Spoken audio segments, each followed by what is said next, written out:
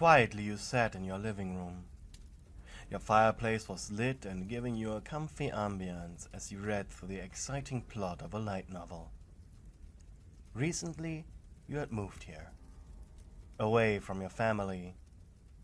You missed your two sisters dearly, but you knew that the time had come for you to leave home. A nice toad had offered you the job as a gardener for his decadent estate. Because of this, you moved to the outskirts of a quiet mountain village called Sunhaven that was only a stone toss away from the estate. In fact, you were so far in the village's outskirts you had only one neighbor, who up until tonight had been absent. You had wondered who he or she was, if they were nice, and what they were doing. Admittedly, you were romantic, hoping that whoever it was a knight in shining armor. Just when you were buried in your thoughts, the doorbell to your little brick cottage rang. And you just barely managed to suppress a shriek. You were a scaredy cat. Quickly you put the book back on your coffee table. The bell rang again. 1,000 apologies quickly left your mouth as you sprinted to your door. Not looking for the peephole, you immediately opened it. And needed to suppress another frightful scream. Before you stood a large, muscular wolf man. His normal hair was blonde, yet his wolf ears were covered in black fur. The man's hands ended in vicious claws. His eyes were crimson red, and through his forced smile you could see sharp fangs. "Hello," he said. You could see by his goosebumps that the situation had quickly become just as uncomfortable for him as it was for you. His lips twitched, and he scratched the back of his head. "Name's Bakugou Katsuki. I'm your neighbor. And apparently it's good neighborly behavior to introduce yourself, especially in such a small community." This definitely was not a knight in shining armor. Shakily, you told him your name. Bakugou sighed. "Alright, awkward part's over." Was it though? You thought. "I'm the local hunter. I supply the village's butcher and the toad's estate. That's why I live so far out here. Closer to the woods and all." He shrugged. "But yeah, that's it, really." Bakugou turned around, giving you a perfect view of his back. You gulped as your eyes unintentionally flicked towards his butt. His tail was very fluffy, and just as black as the hair on his ears. But also, he had wonderful hips. You blinked and slapped yourself. What were you thinking? "Good night," you shouted, and he stopped moving for a second before continuing on his way. Blushing heavily, you closed the door. The sun hasn't even left the evening sky yet.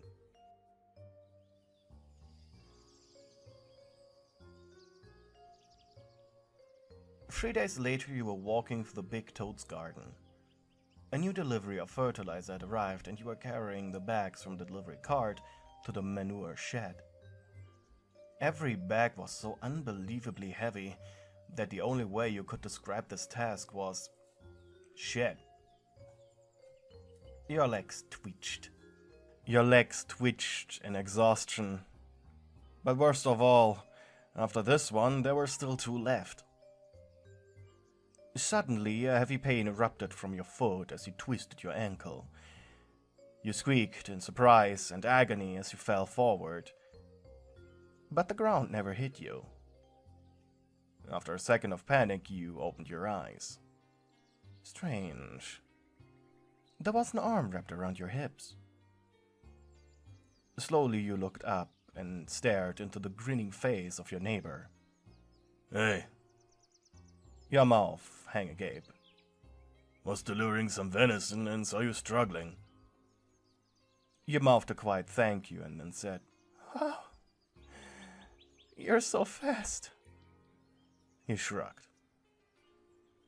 "Wait, where's the poop?" You blinked. "Yeah, the poop." He shrugged and pointed with his head towards his shoulder, where he was carrying the bag. Once again you sighed. "Thank you. Oh, thank you." He chuckled. "What?" "This could have ended so embarrassingly." "Well, allow me to help," he said with almost too much excitement in his voice. I mean, sure. If you don't have anything better to do." He sat you back down on the ground. "I don't," was all he said about that. You showed him where the poop shed was, and then stayed close to him when you returned to the delivery cart. You took the smaller of the two bags, while he took the other. Silently, you walked back to the shed. Even though your package was smaller, it was still heavy enough to make you grunt. Bakugou thankfully kept quiet until the final poop sack had been placed down in the shed. That's some really shitty work, eh?" Bakugou said mockingly. Yeah, you're taking the words out of my mouth." You stuttered, too exhausted to properly think of what to say. "You should come over, so I can thank you." It took both of you a minute to realize what you just said. Blushing, you looked away. "You know, for a drink, I mean." He shrugged, amused by your awkwardness. "Sure thing, little piggy. I'll come later tonight." The smirk on his face was giving you mixed feelings. He waved a quick goodbye. And for the rest of the workday, you were a flustered mess. Hours later, you were quietly sobbing at your dinner table. You couldn't believe that he actually accepted your invitation. You were scared. You had never invited anyone to your home, not even when you still lived with your parents. But you knew the moment you said it, you couldn't go back. Your heart was pounding with anxiety. At least your job had given you enough money by now that you could afford a single bottle of wine. So you weren't fully unprepared. You slowly reached for the bottle, thinking he'd probably stand you up. But just when your fingertips touched the cool glass, you heard a knocking from your door. Immediately you retreated your hand like a child that had been caught stealing from a cookie jar. You cursed, and quickly scuttled to the door, opening it. There stood Bakugou, still in his work clothes.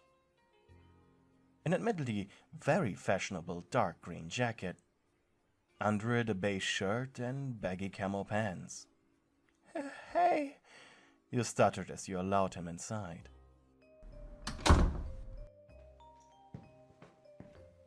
He quietly followed you into your kitchen and sat down after you offered a chair to him. Shakily, you poured him a glass of wine.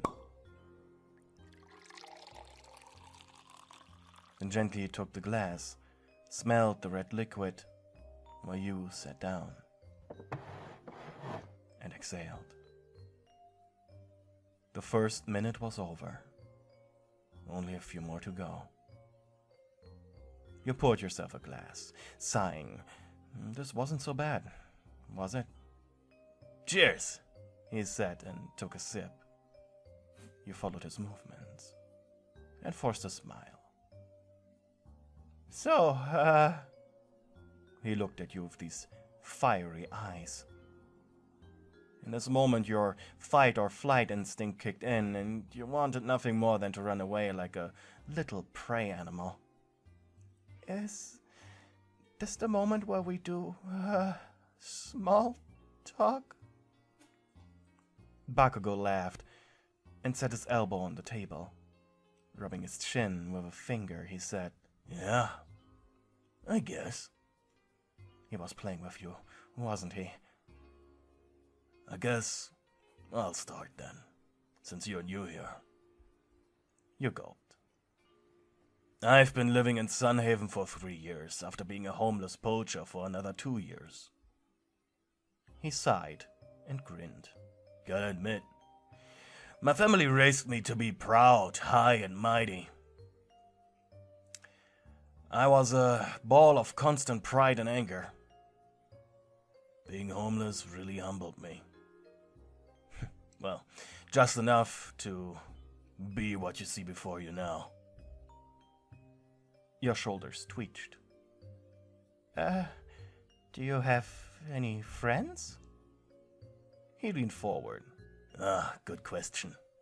You blushed. I mean it. He chuckled. You seem to have issues talking to others. But anyways. He leaned back to sit more comfortable and took another sip. I have a few. One is a fellow huntsman, a human by the name of Kirishima. He lives deeper in the forest. I see him occasionally.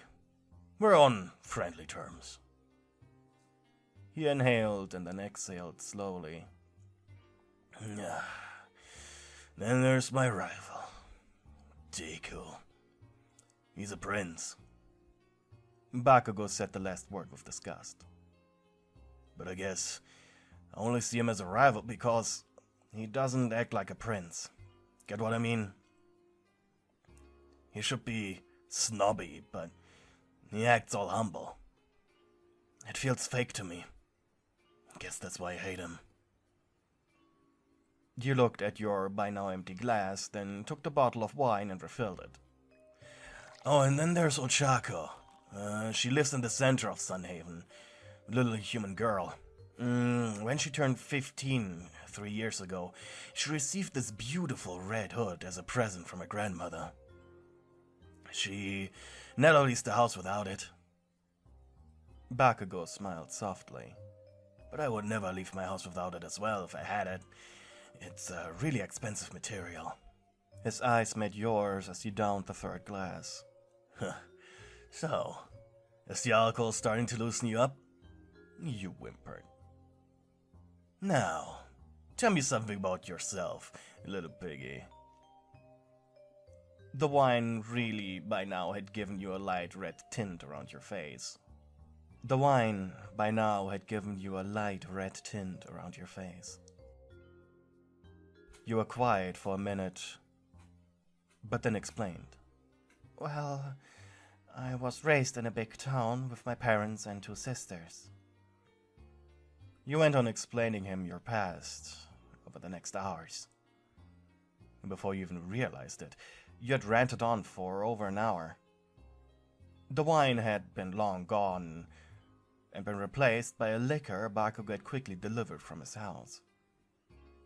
And eventually the conversation died down to the both of you drunkenly staring at each other.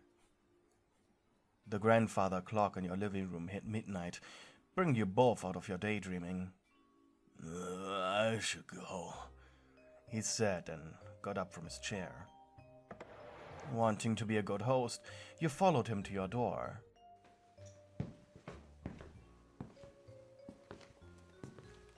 When you leaned forward to open it, however, you fell, and just like earlier, Bakugou managed to grab you. But this time, he turned you in his arms. If someone were to intrude on the both of you, it may would have seemed like the result of a passionate dance. Your heart raced, out of embarrassment, and being completely and utterly flustered at this point. Not just that, you were completely at his mercy. But you could see from his eyes that he seemed to have trouble himself. While you had been too busy with your own anxieties, he himself had become a mental wreck. Bakugou wanted you from the moment he laid eyes upon you. You are so small and soft His instincts told him to devour you, leaving nothing but bones behind. But over these past 3 days, it developed into something more than hunger. A sexual rage. He wanted to make you his, and the alcohol now made him see nothing but red. The slither of humanity that remained in his brain just barely managed to make him gulp down the cascade of salvia that was now collecting in his jaws.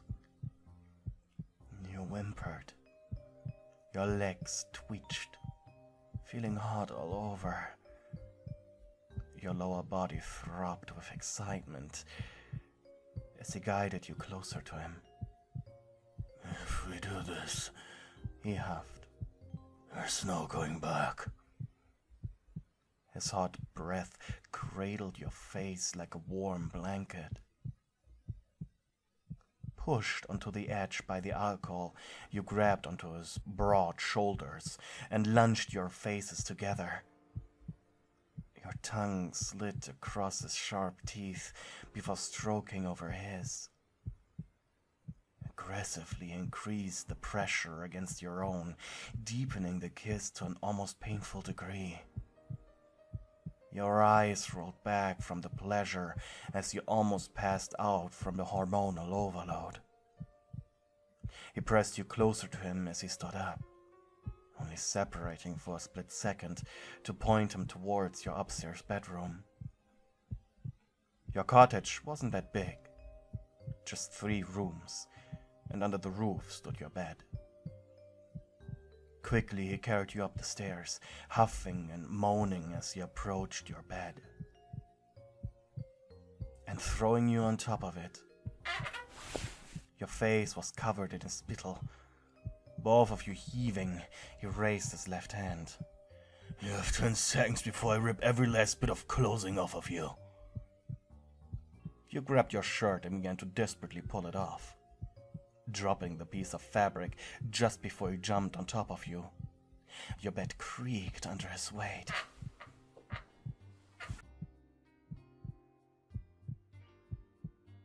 And you felt his claws rip through your pants and underwear, discarding them to the side of your bed. With ease, he opened his belt.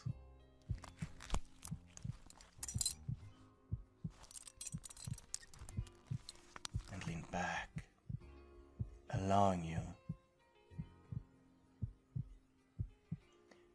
you to pull his pants down.